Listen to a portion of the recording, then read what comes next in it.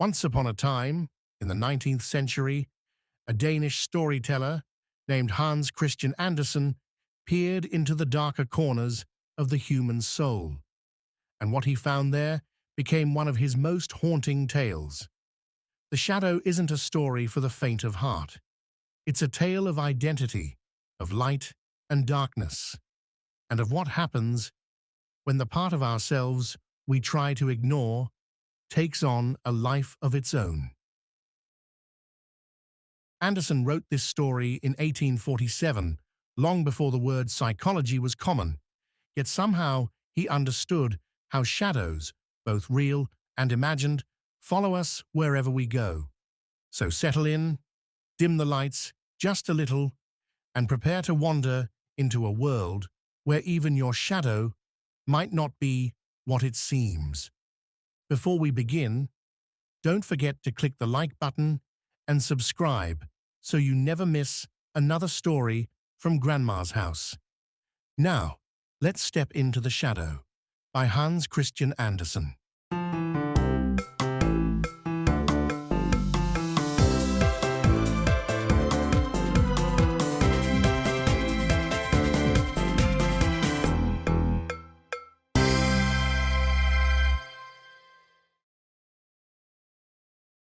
In very hot climates, where the heat of the sun has great power, people are usually as brown as mahogany, and in the hottest countries, they are Negroes with black skins. A learned man once traveled into one of these warm climates from the cold regions of the north and thought he would roam about as he did at home, but he soon had to change his opinion. He found that, like all sensible people, he must remain in the house during the whole day with every window and door closed, so that it looked as if all in the house were asleep or absent. The houses of the narrow street in which he lived were so lofty that the sun shone upon them from morning till evening, and it became quite unbearable. This learned man from the cold regions was young as well as clever, but it seemed to him as if he were sitting in an oven, and he became quite exhausted and weak, and grew so thin that his shadow shriveled up and became much smaller than it had been at home. The sun took away even what was left of it, and he saw nothing of it till the evening after sunset.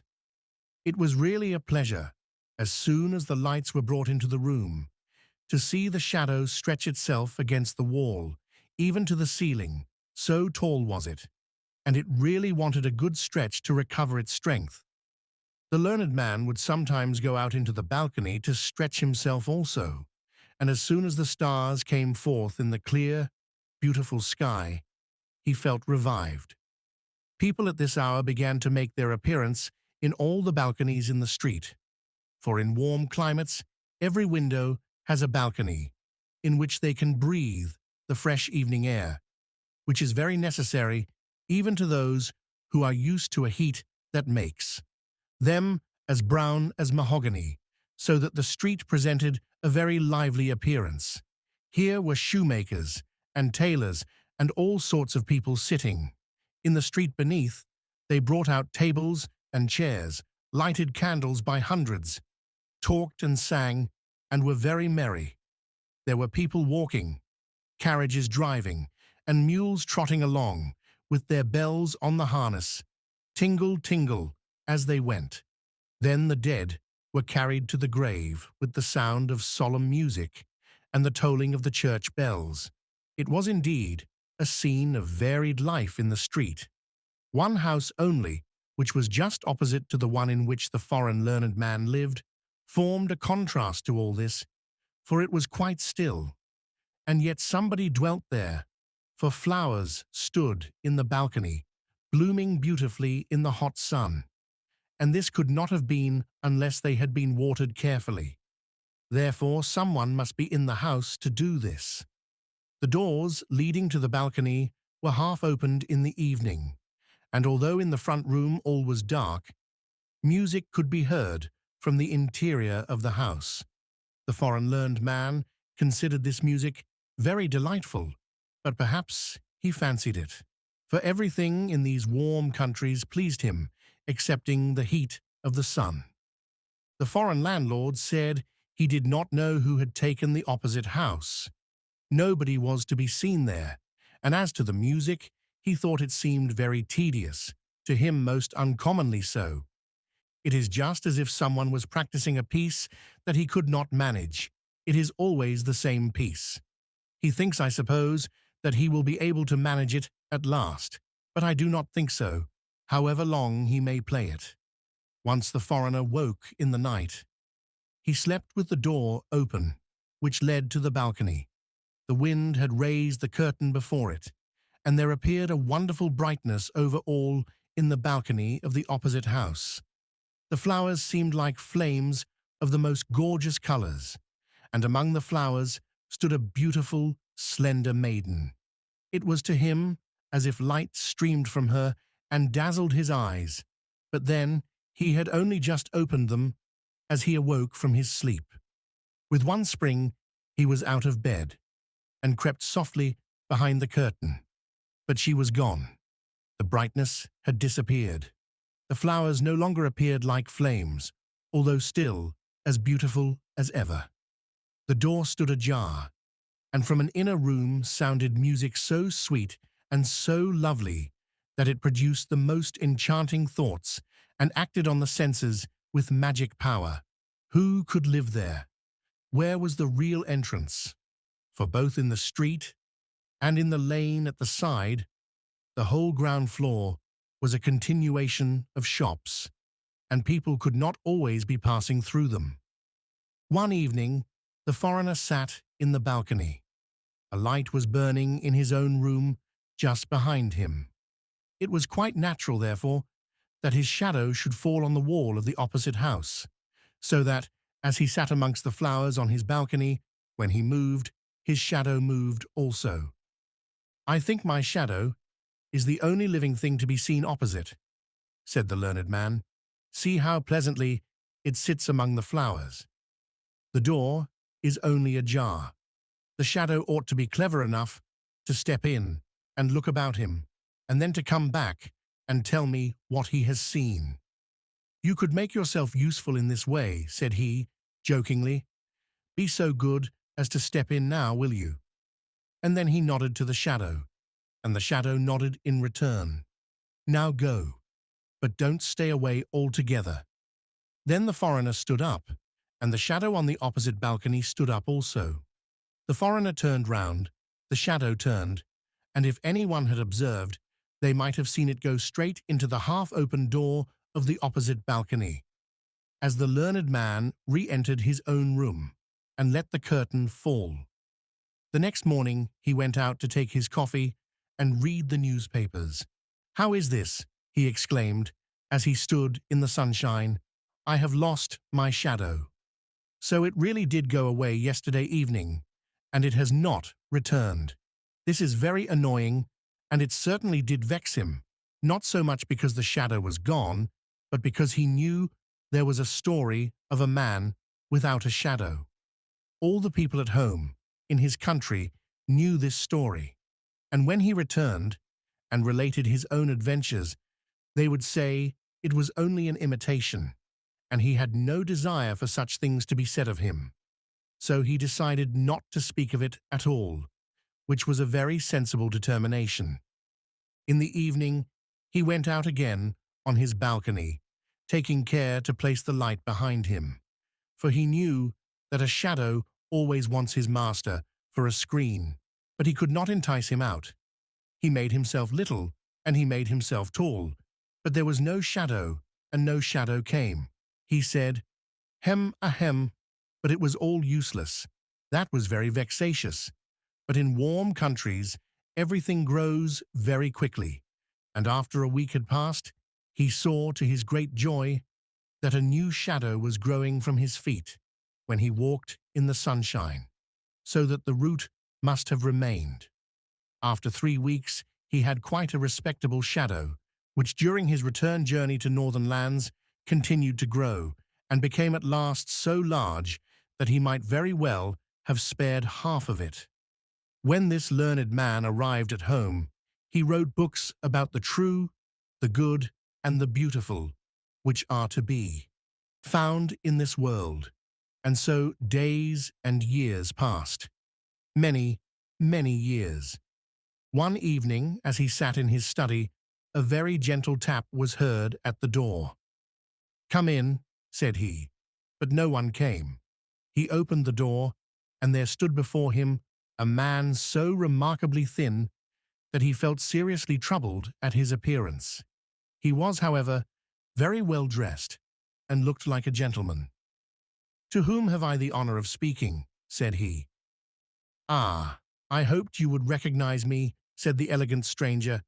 "I have gained so much that I have a body of flesh and clothes to wear. You never expected to see me in such a condition. Do you not recognize your old shadow? Ah, you never expected that I should return to you again. All has been prosperous with me since I was with you last. I have become rich in every way, and were I inclined to purchase my freedom from service, I could easily do so." And as he spoke, he rattled between his fingers a number of costly trinkets which hung to a thick gold watch chain he wore round his neck. Diamond rings sparkled on his fingers, and it was all real. "I cannot recover from my astonishment," said the learned man. "What does all this mean?" "Something rather unusual," said the shadow, "but you are yourself an uncommon man, and you know very well that I have followed in your footsteps ever since your childhood. As soon as you found that I have traveled enough to be trusted alone, I went my own way, and I am now in the most brilliant circumstances. But I felt a kind of longing to see you once more before you die, and I wanted to see this place again, for there is always a clinging to the land of one's birth. I know that you have now another shadow. Do I owe you anything? If so, have the goodness to say what it is. No. Is it really you?" said the learned man. "Well, this is most remarkable. I never supposed it possible that a man's old shadow could become a human being." "Just tell me what I owe you," said the shadow, "for I do not like to be in debt to any man." "How can you talk in that manner?" said the learned man. "What question of debt can there be between us? You are as free as anyone. I rejoice exceedingly to hear of your good fortune. Sit down, old friend, and tell me a little of how it happened, and what you saw in the house opposite to me while we were in those hot climates." "Yes, I will tell you all about it," said the shadow, sitting down. "But then you must promise me never to tell in this city, wherever you may meet me, that I have been your shadow. I am thinking of being married, for I have more than sufficient to support a family." "Make yourself quite easy," said the learned man. "I will tell no one who you really are. Here is my hand, I promise, and a word is sufficient between man and man." "Between man and a shadow," said the shadow, for he could not help saying so. It was really most remarkable how very much he had become a man in appearance.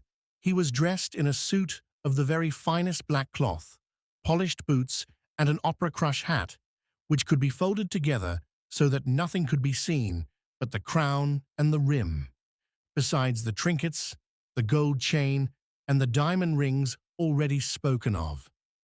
The shadow was, in fact, very well dressed, and this made a man of him. "Now I will relate to you what you wish to know," said the shadow, placing his foot with the polished leather boot as firmly as possible on the arm of the new shadow of the learned man, which lay at his feet like a poodle dog. This was done, it might be from pride, or perhaps that the new shadow might cling to him, but the prostrate shadow remained quite quiet and at rest, in order that it might listen, for it wanted to know how a shadow could be sent away by its master and become a man itself. "Do you know," said the shadow, "that in the house opposite to you lived the most glorious creature in the world? It was poetry, I remained there 3 weeks, and it was more like 3,000 years, for I read all that has ever been written in poetry or prose, and I may say, in truth, that I saw and learnt everything. Poetry, exclaimed the learned man. Yes, she lives as a hermit in great cities. Poetry. Well, I saw her once for a very short moment, while sleep weighed down my eyelids. She flashed upon me from the balcony like the radiant aurora borealis, surrounded with flowers like flames of fire. Tell me, you were on the balcony that evening. You went through the door, and what did you see? I found myself in an ante-room, said the shadow. You still sat opposite to me, looking into the room. There was no light, or at least it seemed in partial darkness, for the door of a whole suite of rooms stood open, and they were brilliantly lighted. The blaze of light would have killed me, had I approached too near the maiden myself, but I was cautious, and took time, which is what everyone ought to do. And what didst thou see? Asked the learned man. I saw everything, as you shall hear. But it really is not pride on my part, as a free man and possessing the knowledge that I do, besides my position, not to speak of my wealth. I wish you would say you to me instead of thou. I beg your pardon, said the learned man. It is an old habit, which it is difficult to break. You are quite right. I will try to think of it. But now tell me everything, that you saw everything, said the shadow, for I saw and know everything. What was the appearance of the inner rooms? Asked the scholar. Was it there like a cool grove, or like a holy temple? Were the chambers like a starry sky, seen from the top of a high mountain? It was all that you describe, said the shadow, but I did not go quite in. I remained in the twilight of the anteroom, but I was in a very good position. I could see and hear all that was going on in the court of poetry. But what did you see? Did the gods of ancient times pass through the rooms? Did old heroes fight their battles over again? Were there lovely children at play who related their dreams? I tell you I have been there, and therefore you may be sure that I saw everything that was to be seen. If you had gone there, you would not have remained a human being, whereas I became one, and at the same moment I became aware of my inner being, my inborn affinity to the nature of poetry.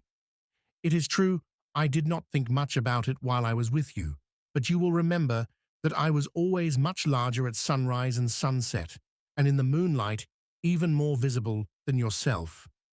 But I did not then understand my inner existence. In the anteroom it was revealed to me. I became a man. I came out in full maturity. But you had left the warm countries. As a man, I felt ashamed to go about without boots or clothes and that exterior finish by which man is known. So I went my own way. I can tell you, for you will not put it in a book. I hid myself under the cloak of a cake woman. But she little thought who she concealed. It was not till evening that I ventured out. I ran about the streets in the moonlight. I drew myself up to my full height upon the walls, which tickled my back very pleasantly. I ran here and there, looked through the highest windows into the rooms and over the roofs. I looked in and saw what nobody else could see, or indeed ought to see. In fact, it is a bad world, and I would not care to be a man, but that men are of some importance. I saw the most miserable things going on between husbands and wives, parents and children, sweet, incomparable children. I have seen what no human being has the power of knowing, although they would all be very glad to know the evil conduct of their neighbors. Had I written a newspaper, how eagerly it would have been read. Instead of which, I wrote directly to the persons themselves, and great alarm arose in all the town I visited. They had so much fear of me, and yet how dearly they loved me. The professor made me a professor. The tailor gave me new clothes. I am well provided for in that way. The overseer of the mint struck coins for me. The women declared that I was handsome, and so I became the man you now see me. And now I must say adieu. Here is my card. I live on the sunny side of the street and always stay at home in rainy weather. And the shadow departed. This is all very remarkable, said the learned man. Years passed, days and years went by, and the shadow came again. How are you going on now? He asked. Ah, said the learned man, I am writing about the true, the beautiful, and the good, but no one cares to hear anything about it.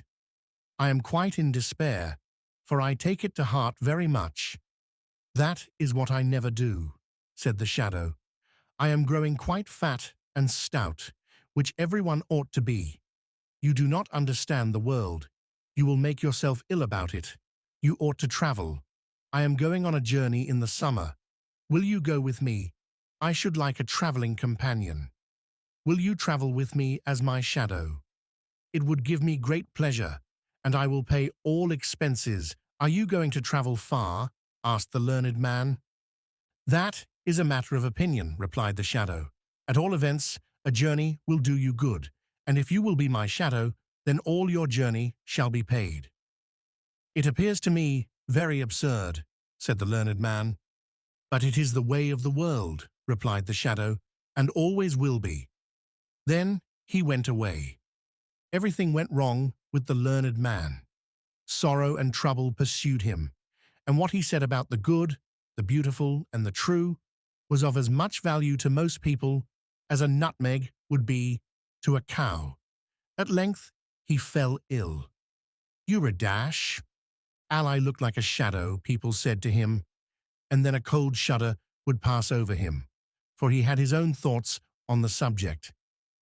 You really ought to go to some watering place, said the shadow on his next visit. There is no other chance for you. I will take you with me for the sake of old acquaintance. I will pay the expenses of your journey, and you shall write a description of it to amuse us by the way. I should like to go to a watering place. My beard does not grow as it ought, which is from weakness, and I must have a beard. Now do be sensible and accept my proposal. We shall travel as intimate friends, and at last they started together. The shadow was master now, and the master became the shadow. They drove together and rode and walked in company with each other, side by side, or one in front and the other behind, according to the position of the sun. The shadow always knew when to take the place of honor, but the learned man took no notice of it, for he had a good heart and was exceedingly mild and friendly. One day the master said to the shadow, We have grown up together from our childhood, and now that we have become traveling companions, shall we not drink to our good fellowship, and say thee and thou to each other? What you say is very straightforward and kindly meant, said the shadow, who was now really master. I will be equally kind and straightforward. You are a learned man, and know how wonderful human nature is. There are some men who cannot endure the smell of brown paper. It makes them ill. Others will feel a shuddering sensation to their very marrow if a nail is scratched on a pane of glass. I myself have a similar kind of feeling. When I hear anyone say, thou to me, I feel crushed by it, as I used to feel in my former position with you. You will perceive that this is a matter of feeling, not pride. I cannot allow you to say thou to me. I will gladly say it to you, and therefore your wish will be half fulfilled. Then the shadow addressed his former master as thou. It is going rather too far, said the latter, that I am to say you when I speak to him, and he is to say thou to me. However, he was obliged to submit. They arrived at length at the baths, where there were many strangers, and among them a beautiful princess, whose real disease consisted in being too sharp-sighted, which made everyone very uneasy. She saw at once that the newcomer was very different to everyone else. They say he is here to make his beard grow, she thought, but I know the real cause. He is unable to cast a shadow.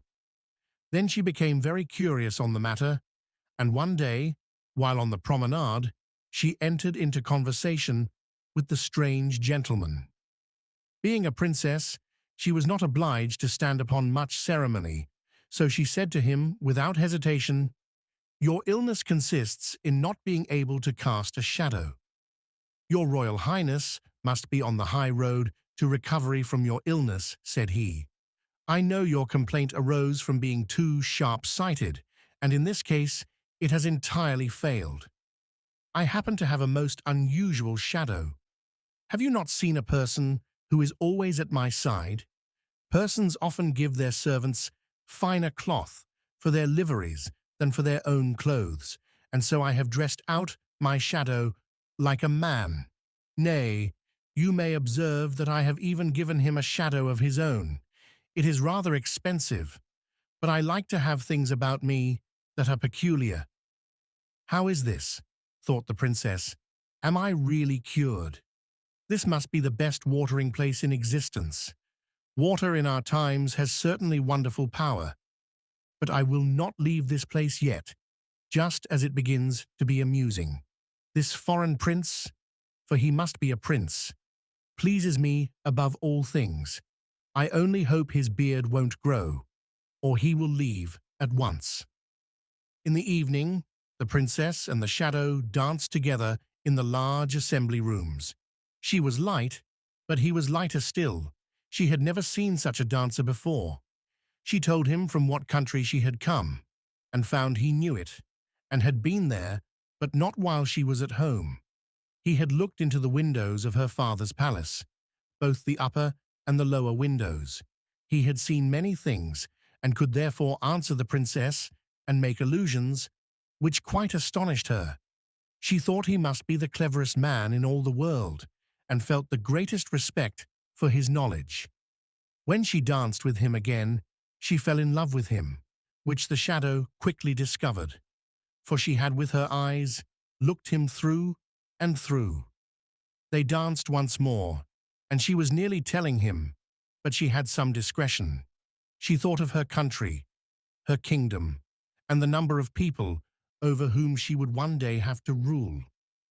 "He is a clever man," she thought to herself, "which is a good thing, and he dances admirably, which is also good.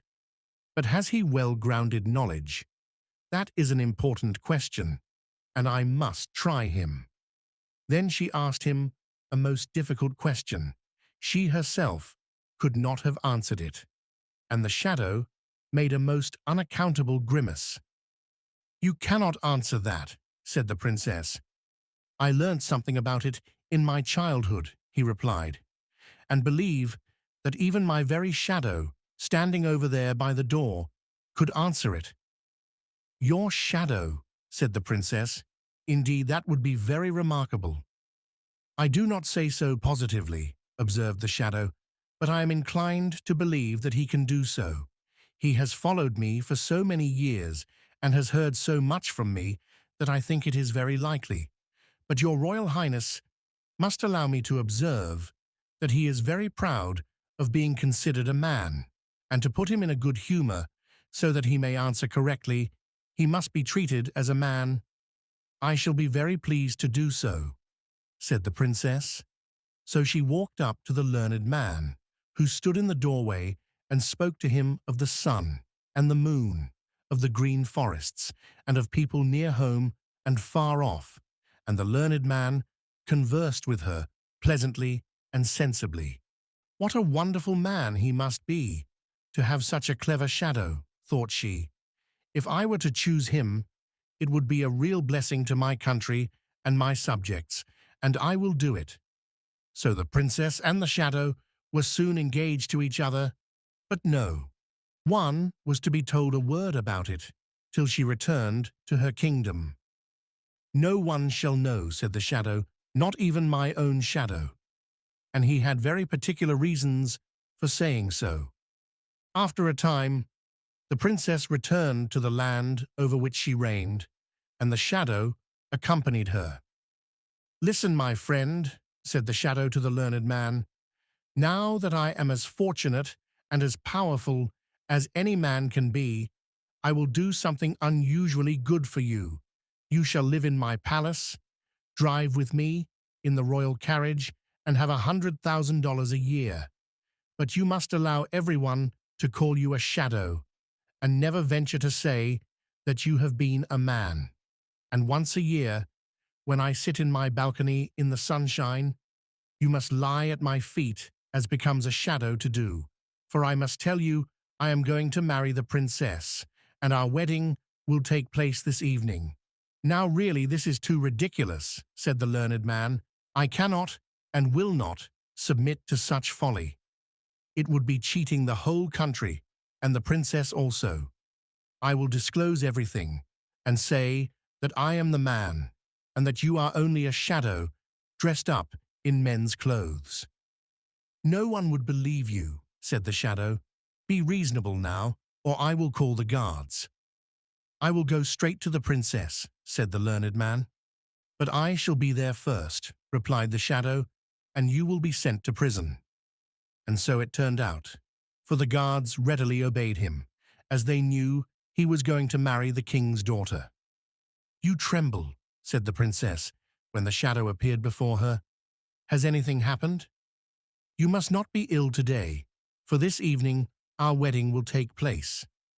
"I have gone through the most terrible affair that could possibly happen," said the shadow. "Only imagine, my shadow has gone mad. I suppose such a poor, shallow brain could not bear much. He fancies that he has become a real man, and that I am his shadow." "How very terrible!" cried the princess. "Is he locked up?" "Oh yes, certainly, for I fear he will never recover." "Poor shadow," said the princess. "It is very unfortunate for him. It would really be a good deed to free him from his frail existence, and indeed, when I think how often people take the part of the lower class against the higher, in these days it would be policy to put him out of the way quietly. It is certainly rather hard upon him, for he was a faithful servant," said the shadow, and he pretended to sigh. "Yours is a noble character," said the princess, and bowed herself before him. In the evening, the whole town was illuminated, and cannons fired boom, and the soldiers presented arms. It was indeed a grand wedding. The princess and the shadow stepped out on the balcony to show themselves and to receive one cheer more. But the learned man heard nothing of all these festivities, for he had already been executed.